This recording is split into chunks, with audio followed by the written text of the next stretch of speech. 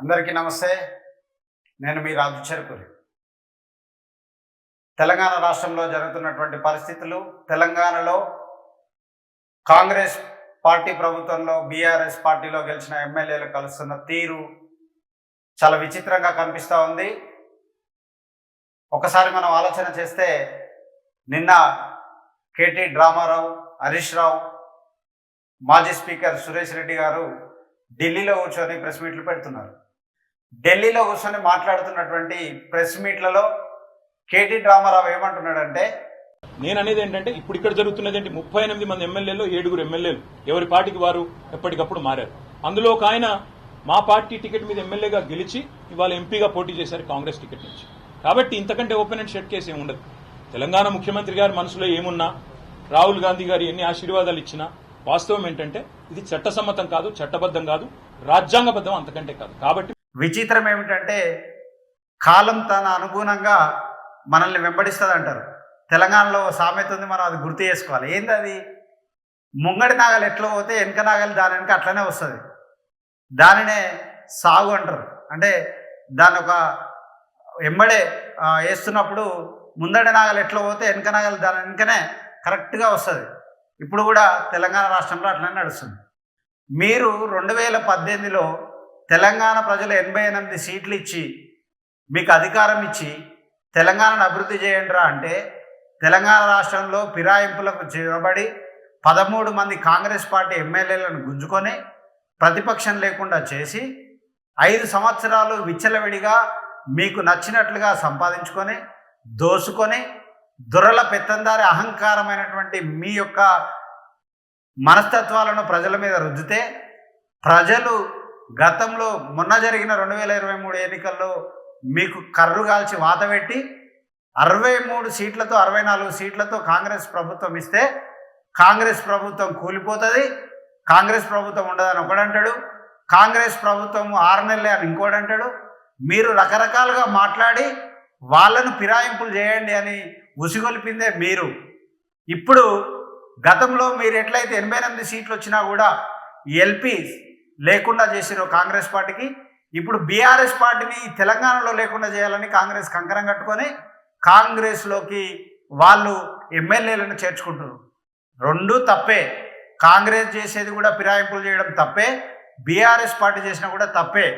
కానీ మీరు చేసిన తప్పే ఈరోజు మిమ్మల్ని పూర్తిగా ముంచే స్థాయికి తీసుకొచ్చింది.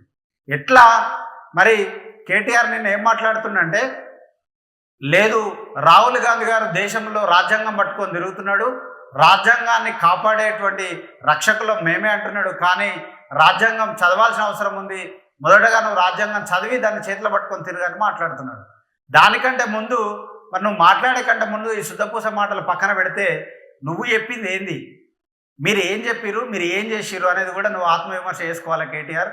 ఎందుకంటే తెలంగాణను భ్రష్టు పట్టించిందే మీరు, తెలంగాణ వ్యవస్థను, భారత రాజ్యాంగ వ్యవస్థను నాశనం చేసిందే మీరు, తెలంగాణలో సంపాదించుకోండి ఉన్నంత వరకు దోసుకోండి అని నేర్పిందే మీరు, క్రోనల్ క్యాపిటలిజాన్ని తెలంగాణలో తయారు చేస్తుంది మీరు, 1-2 గుత్తాధికారులను మీ దగ్గర పెట్టుకొని తెలంగాణలో ఉన్నటువంటి రాష్ట్ర బడ్జెట్లన్నింటినీ కూడా దోసుకొని ప్రాజెక్టుల పేర్ల మీద వచ్చిన సొమ్మును మీ సొంత ఆస్తుల్లాగా మార్చుకున్నటువంటి చరిత్ర తెలంగాణ ప్రజలకు అర్థమైంది. కాబట్టి మిమ్మల్ని తరిమిండ్రు ఇక్కడికి వెళ్ళి.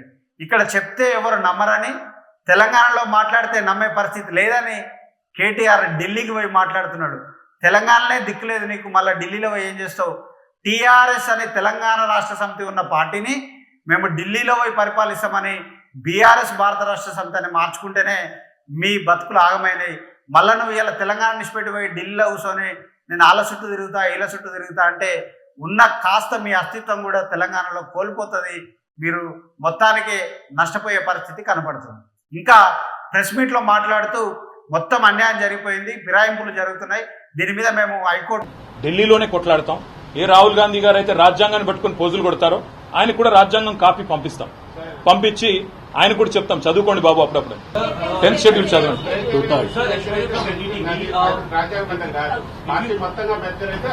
సరే బ్రదర్, ఇప్పుడు మీకు నాకు వాదం ఎందుకు, మీకు అంతే, మీరు చదువుకోండి, నేనేం చెప్పలేను. కదా అని అడిగితే నీ ఆవేశాన్ని, నీ ఉద్రేకాన్ని, నీ అహంకారాన్ని అతని మీద చూపిస్తున్నావు. వీడియోలో చాలా కొట్టొచ్చినట్టుగా క్లియర్గా కనిపిస్తూ ఉంది. నువ్వు మాట్లాడకంటున్నావు, ఆయన మాట్లాడక ముందుకే నువ్వు ఆయన మాటను ఆపేస్తున్నావు, ఆయన ప్రశ్నను ఆపేస్తున్నావు. ప్రశ్నించితే ఎదుటి వారికి సమాధానం చెప్పే ఓపిక లేని నీకు నువ్వు ఎదుటి వారిని ప్రశ్నించే హక్కు నీకు ఎక్కడిది? నువ్వెలా ప్రశ్నిస్తావు అనేది కూడా సమాజం ఎదురు చూస్తుంది. సమాజం మిమ్మల్ని నమ్మకనే ఈ ప్రభుత్వం నుంచి మిమ్మల్ని వద్దన్నది. కాంగ్రెస్ ప్రభుత్వం కూడా ఇలాంటి ఫిరాయింపులు చేయడం సరైనటువంటి పద్ధతి కాదు. రాజ్యాంగబద్ధంగా ఉండేటువంటి పదవుల్లో మీకు అధికారం ఇచ్చిరు, మీకు మెజారిటీ ఇచ్చిరు. దాన్ని సరిపెట్టుకొని ఇంకా పాలన మీద దృష్టి కొనసాగించాలి. ఇక్కడ జరుగుతున్నటువంటి పోరాటం, విద్యార్థుల పోరాటం ఏదైతే ఉందో, డిఎస్సి కానీ, గ్రూప్ 2 కానీ, గ్రూప్ 3 కానీ పోస్టులు పెంచాలి, డిఎస్సి పోస్టులు పెంచాలి, పోస్ట్ పోన్ చేయాలి. విద్యార్థులకు సమయపాలన సరిపోవట్లేదు. ఈ సమయాన్ని దృష్టిలో పెట్టుకొని ముఖ్యమంత్రి గారు నిర్ణయం తీసుకోవాలి. కాంగ్రెస్ ప్రభుత్వం కూడా ఇప్పటికీ ఈ పోరాటం పట్ల ఒక ఖచ్చితమైన నిర్ణయాన్ని తీసుకోవట్లేదు, వారికి సలహా ఇవ్వట్లేదు, వారికి ఒక సూచన చేయట్లేదు. కాబట్టి వెంటనే ప్రభుత్వం కూడా ఫిరాయింపుల మీద ఉన్న ఇంట్రెస్ట్ని కాస్త ప్రజల మీదకి తీసుకురావాలి, పాలన మీద కొనసాగించాలి. ప్రజాపాలన అని చెప్పిన కాంగ్రెస్ ప్రభుత్వం ప్రియారిటీ బేస్డ్గా చూసుకుంటే ఫిరాయింపులకే మొదటి ప్రియారిటీ పెట్టినట్టుగా మనకు కనిపిస్తూ ఉంది. ఎందుకనంటే ఎవరు ప్రభుత్వాన్ని కూలగొడతారో అన్న భయంలో కాంగ్రెస్ ఉన్నట్టుగా మనకు తెలుస్తుంది.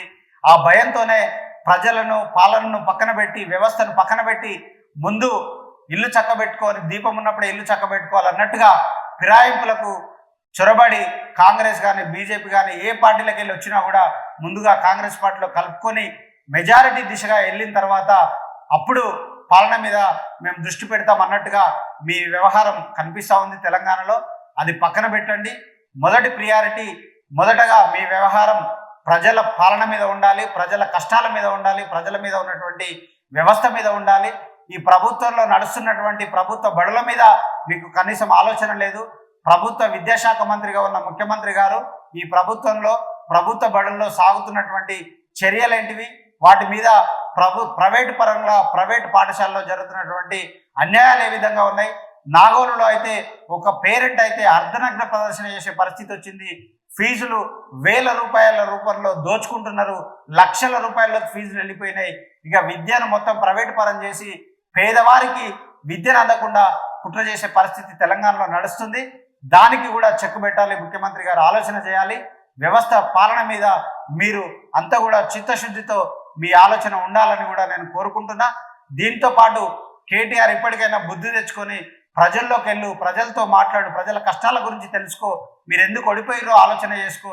అది పక్కన పెట్టి మేమేదో ఓడిపోలేదు, కేవలం 4 లక్షల ఓట్లతోటే మేము ఓడిపోయినాం కాబట్టి మాది ఓటమి కాదు, ప్రజలు కేవలం 4 లక్షలే మమ్మల్ని వద్దన్నారు, మిగతా అంతా తెలంగాణలో మేమే ముఖ్యమంత్రులం, మాదే నడుస్తుంది అన్నట్టుగా ఇంకా దురహంకార పోకడలు మాని ప్రజల కష్టాలు తెలుసుకో, పేదల కష్టాలు తెలుసుకో. గత ప్రభుత్వంలో మీరు ఏ ప్రభుత్వం వినాశనం అయితే చేసిరో దాన్ని ఇప్పుడైనా ప్రతిపక్షంగా మాట్లాడి దాన్ని సరిచేయడానికి ఈ ప్రభుత్వానికి సూచనలు చేయి, ఈ ప్రభుత్వానికి సహకరించి ముందుకు నడువు. కానీ ఇంకా మీరు రెచ్చగొట్టే ప్రయత్నాలు చేసి విద్యార్థులను, నిరుద్యోగులను, లేకపోతే ప్రజలను ఆగం చేయాలనుకుంటే ప్రజలే మిమ్మల్ని ఆగం చేస్తారు. ఇప్పటికే మీ అయ్య ఫామ్ హౌస్కే పరిమితం అయ్యిండు. ఎందుకంటే తెలంగాణ రాష్ట్రమే కాదు, ఏ రాష్ట్రంలోనైనా ప్రధానమంత్రి అయినా కూడా ఎన్నికల్లో ఓడిపోతే గవర్నర్ని కానీ కలిసి తమ రాజీనామాని ఇవ్వడం అనేది ఒక సాంప్రదాయం. కానీ కేసీఆర్ గారికి ఉన్న అహంకారం ఏంటి అంటే ఓడిపోయిన క్షణమే ఫామ్ హౌస్కి వెళ్ళి ఫామ్ హౌస్ నుంచి ఓఎస్డి ద్వారా రాజీనామా పత్రాన్ని పంపించాడు, కానీ గవర్నర్ను కలిసి రాజీనామా పత్రాన్ని ఇవ్వలేదు. అంటే ఎంత అహంకారం వీరిలో ఉందో ఒకసారి చూడండి. ఓటమి కూడా వీరికి గుణపాఠం నేర్పట్లేదంటే వీరిని తెలంగాణలో సమాధి చేస్తేనే వీరికి బుద్ధి వస్తుంది. ఇలాంటి వాళ్ళు రాజకీయాల్లో ఉంటే ఖచ్చితంగా మనకు అన్యాయం జరుగుతుంది, సమన్యాయం జరగదు, భారత రాజ్యాంగం ఫాలో అవ్వదు. ఎందుకంటే కేసీఆర్ ప్రెస్ మీట్ పెట్టి ముఖ్యమంత్రి హోదాలో భారత రాజ్యాంగాన్ని మార్చాలని చెప్పిండు. Thank you. When you said new constitution, India requires a new constitution of India. You meeting Uddhav? I believe India requires to rewrite its constitution of India. I am proposing this before the nation. Do you see anything wrong in that? But what is the purpose? Let it be debated. Let it be discussed. మీరు ఇంకా మీ మాటలతోటి, మీకు వచ్చిన సూక్తులతోటి ప్రభుత్వాలను, ప్రజలను బెదిరించాలని, భయపట్టేయాలని చూస్తే భయపట్టడానికి కూడా సిద్ధంగా లేడు. ఖచ్చితంగా మీరు చేసిన అన్యాయాలు బయటకు వస్తాయి, మిమ్మల్ని కూడా ఎవరు వదిలిపెట్టరు. కాంగ్రెస్ ప్రభుత్వం కూడా ఒళ్ళు దగ్గర పెట్టుకొని ప్రజా పాలన మీద ఆలోచన చేయాలి. పాలనను పక్కన పెడితే మీరు కూడా బీఆర్ఎస్ లాగే కూలిపోతారు, మీ ప్రభుత్వాలు కూడా ఉండవు. మీరు కూడా పాలన మంచిగా కొనసాగిస్తేనే, ప్రజల దగ్గరికి వెళ్తేనే, ప్రజలకు న్యాయం జరిగితేనే ప్రజలు మిమ్మల్ని ఆశీర్వదిస్తారు. కేవలం ఎన్నికల్లో గెలిచినంత మాత్రాన మీరు అన్నీ అయినట్టు కాదు. ప్రజలు తిరగబడితే వేల లక్షల మంది ప్రజలు రోడ్ల మీదకి వస్తే మీరు ప్రభుత్వంలో నడవలేరు, మీరు కారెక్కి రోడ్డు మీదకి రాలేరు. కాబట్టి మీరు కూడా ఒళ్ళు దగ్గర పెట్టుకొని, మీకు ప్రజలు ఒక బాధ్యతనిచ్చిరు, ఆ బాధ్యతను మీ భుజాల మీద మోసి ప్రజలకు న్యాయం చేయండి, ప్రజలకు మంచి చేయండి, ప్రజలలో ప్రభుత్వం ఉన్నట్టుగా నడవండి. అంతేగాని మీరు కూడా అహంకారపూరితమైన ధోరణితో పోతే ఖచ్చితంగా ప్రజలు మీకు కూడా బుద్ధి చెప్తారని నేను తెలియజేస్తా ఉన్నా.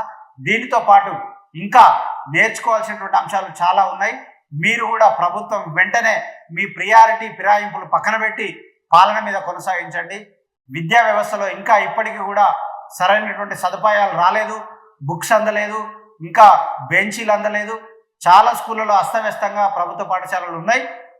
వాటి మీద వెంటనే ముఖ్యమంత్రి గారు ఫోకస్ చేయాలి. లేదనంటే దీని మీద పెద్ద ఎత్తున కూడా ఉద్యమం జరుగుతుంది. ప్రభుత్వ పాఠశాలలను నిర్వీర్యం చేయాలనే మీ కుట్రను మీరు మానుకొని ప్రభుత్వ పాఠశాలను మంచి స్థాయిలోకి తీసుకురండి. ప్రైవేట్ పాఠశాలను తగ్గించండి. వారి ఫీజులు ఇష్టారాజ్యంగా పెంచుతూ ఉన్నారు. ఫీజులను కూడా ఒక నియంత్రణ అరికట్టండి. వాటికి ఒక కమిటీ వేయండి. వేసి ముందుకు నడిపిస్తే తప్ప సమాజంలో ముందుకెళ్లే పరిస్థితి లేదు. ఒక పేరెంటే రోడ్డు మీదకి వచ్చి అర్ధనగ్న ప్రదర్శన చేసే దుస్థితి తెలంగాణ రాష్ట్రంలో ఉందనంటే ప్రభుత్వం సిగ్గుపడాలి, ఈ పాలన కొనసాగించేవారు సిగ్గుపడాలి, ముఖ్యమంత్రి సిగ్గుపడాలి. మీరు ఇప్పటికైనా కళ్ళు తెరవండి. ప్రజలకు ఏం కావాలి, ప్రజలకు ఏది చేయాలి, ప్రజలకు చేయాల్సినటువంటి పాలనను సరైన విధంగా కొనసాగిస్తే చాలు. మీరు ₹1 ఇవ్వాల్సిన అవసరం లేదు. ప్రజలే వారి కష్టం మీద వారి బతుకులను వారు బతికించుకునే స్థాయిలో ఉంటారు. వారికి రక్షణ కల్పించండి, వారిని మంచి పాలన అందించండి అని కూడా మీ అందరికీ తెలియజేస్తున్నాం. సో ఇక్కడితో ఆగకుండా ప్రజలు కూడా చైతన్యం కావాలి. ప్రజలు నిజం ఏందో తెలుసుకోవాలి. అగమ్య గోచరంగా వారు చెప్పే మాటల్లో పడొద్దు. ఇప్పటికి కూడా నిరుద్యోగులారా, నిజంగా మన మోతిలాల్ చేసినట్టు, అశోక్ చేసినట్టు, బక్క జడ్సన్ చేసినట్టు, కేటీఆర్, హరీష్ రావు, ఇంకొకరు ఎందుకు అమర నిరాహార దీక్ష చేయరు? మళ్ళీ చేపిస్తే ఒక ఎస్సీనో, ఒక బీసీనో, ఒక ఎస్టీనో అమర నిరాహార దీక్షకు చేపిస్తున్నారు వాళ్ళలో ఉన్న నాయకులను. కానీ వీరెందుకు పార్టీ గెలిస్తే పెద్ద పదవుల్లో మంత్రుల్లో ఉంటారు? మరి హక్కుల కోసం పోరాడేటప్పుడు వీరు బాధ్యత తీసుకొని ఎందుకు వీళ్ళు చేయట్లేదు అనేది కూడా మనం ప్రశ్నించాలి. నిజంగా వీరికి చిత్తశుద్ధి ఉంటే ప్రభుత్వం కనుక నిర్ణయం తీసుకోకపోతే కేటీఆర్ఏ స్వయంగా అంబేద్కర్ బొమ్మ దగ్గర అమర నిరాహార దీక్ష పూనుకోవాలి. ఈ అమర నిరాహార దీక్ష కేటీఆర్ చేస్తేనే ప్రభుత్వం దిగి వస్తుంది. నిరుద్యోగులారా, మీరు ప్రెజర్ చేయండి. కేటీఆర్ రావాలి, అమర నిరాహార దీక్ష చేయాలి, లేకపోతే మనకు అన్యాయం జరుగుతుంది. కేటీఆర్ను ప్రెజర్ చేయండి. కేటీఆర్కు ఫోన్లో మెసేజ్లు పెట్టండి, ట్విట్టర్లో ట్వీట్లు చేయండి, రీట్వీట్లు చేయండి. కేటీఆర్కు రీచ్ అయ్యే వరకు కూడా చెప్పండి. కేటీఆర్ కనుక అమర నిరాహార దీక్ష చేస్తే తప్పకుండా కూడా Group 2 DSC పోస్ట్ పోన్ అవుతుంది, పోస్టులు కూడా పెరుగుతాయి అనేది కూడా నేను తెలియజేస్తా ఉన్నా. నిరుద్యోగులారా, వెంబడే దీని మీద మీరు పోరాటం మొదలు పెట్టండి. దీనికి మద్దతుగా, నైతిక మద్దతుగా సమాజం మీద నీకు ఏమాత్రం బాధ్యత ఉన్నా, నిరుద్యోగుల పట్ల నీకు ఏమాత్రం ప్రేమ ఉన్నా, గత ప్రభుత్వంలో మీరు చేసిన తప్పులు మారిపోవాలన్నా కూడా, మీరు చేసినటువంటి తప్పులకు మీరు ముక్కు చెంపలు వేసుకున్నట్టుగా జరగాలంటే నువ్వు అమర నిరాహార దీక్ష తీసుకొని నిరుద్యోగుల పక్షాన పోరాటం చేయాలి. కేటీఆర్ ఉట్టినే ట్వీట్లలో రీట్వీట్లు చేసి, ట్వీట్ పెట్టి ఏవో ప్రభుత్వం ఇట్లా చేసింది, నిరుద్యోగులకు అన్యాయం చేసింది, ఈ డ్రామాలన్నీ బంద్ చేయండి. నువ్వు నిజంగా వీరి పట్ల నీకు ప్రేమ, ఆప్యాయత నిరుద్యోగుల మీద ఉంటే తక్షణమే అంబేద్కర్ చౌరస్తా దగ్గరకు వచ్చి అంబేద్కర్ బొమ్మ దగ్గర నువ్వు అమర నిరాహార దీక్ష చేయాలి. సమాజం చూడాలి, అప్పుడు ప్రభుత్వం దిగి రావాలి. ఖచ్చితంగా ప్రభుత్వం దిగి వస్తుంది. కాబట్టి ఈ నిర్ణయం నువ్వు తీసుకోవాలని కూడా మేము మీకు విజ్ఞప్తి చేస్తా ఉన్నాం. సో దీంతో పాటుగా ప్రభుత్వంతో పాటు ప్రజలు కూడా సహకరించండి. నిరుద్యోగులు ముఖ్యంగా మీరు చేసే ఉద్యమాలలో చాలా జాగ్రత్తగా ఆచితూచి అడుగులు వేయండి. ఎందుకంటే డిఎస్సి వాళ్ళకి ఇంకా 6 రోజులు మాత్రమే సమయం ఉంది. మరి ప్రభుత్వం ఇప్పటికీ కూడా పోస్ట్ పోన్ చేస్తున్నట్టుగా ఇక్కడ చెప్పట్లేదు. ఇంకా అయోమయంలోనే విద్యార్థులు ఉన్నారు.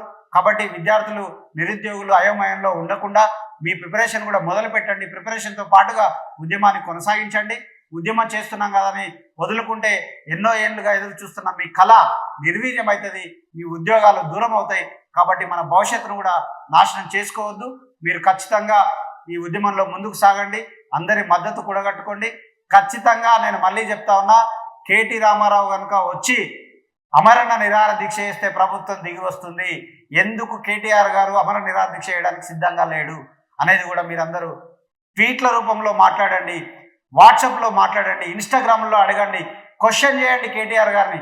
ఎందుకు కేటీఆర్ గారికి నిరుద్యోగుల పట్ల చిత్తశుద్ధి లేదు? గ్రూప్ 1 పేపర్ లీకేజ్ అయింది, ఇప్పటి వరకు కూడా గత ప్రభుత్వం నిర్వీర్యం చేసింది. ఇప్పటికి ఈ ప్రభుత్వం కూడా గ్రూప్ 1 పేపర్ లీకేజ్ కారణమైనటువంటి వ్యక్తులు ఎవరో చెప్పలేకపోతుంది, ఎవరో అనేది అరెస్ట్ చేయలేకపోతుంది. గత టీఎస్పీఎస్సీ చైర్మన్ ఉన్నటువంటి వారిని తప్పించే ప్రయత్నం చేస్తుంది. ప్రభుత్వం పైన నిరుద్యోగులు దండయాత్ర చేయాలి, ఈ విషయాలను కూడా గట్టిగా మాట్లాడాలి, లేకపోతే ప్రభుత్వం మనల్ని పట్టించుకునే పరిస్థితి లేదు. నిన్న ముఖ్యమంత్రి గారి మాటలు చూస్తే చాలా అలవకగా ఉన్నాయి. దీంట్లో పేడ్ వాళ్ళు చేస్తున్నారు, ఉద్యమం అందరు చేయట్లేదు, విద్యార్థులు చేయట్లేదు అన్నట్టుగా మాట్లాడుతూ ఉన్నాడు.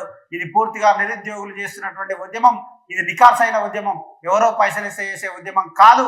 ఇది నిరుద్యోగ విద్యార్థుల బాధ, ఆవేదన. ఒక్కసారి ముఖ్యమంత్రి గారు గుండె మీద చెయ్యి వేసుకొని చెప్పండి, ఈ నిరుద్యోగుల యొక్క బాధను అర్థం చేసుకోండి. ముఖ్యమంత్రిగా మీరు ఆలోచన చేసి నిర్ణయం తీసుకోండి. అంతేగాని ఇది కేవలం ఎవరో ప్రలోభాలు పెడుతున్నా, ఎవరో ప్రోత్సహిస్తున్నారు లేదు.